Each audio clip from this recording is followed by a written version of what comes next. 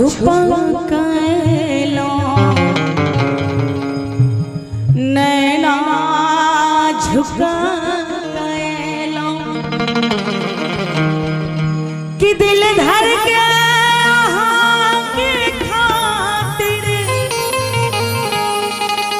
कि दिल धर के के खातिर कौन रोग लगा गेलो। तो सब गोटे से निवेदन कि एक बेर मीठ मीठ ताली के संग सब गोटे सहयोग करिए और कहबे कि चेहरा छुपा कैलो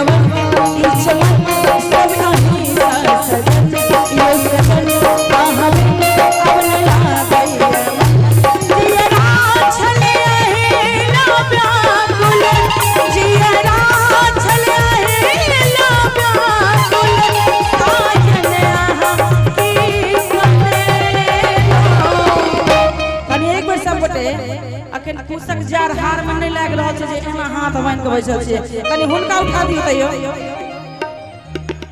प्रणाम जी कनी सब गोटे दुनू हाथ के ताली के संग कि चेहरा छुपा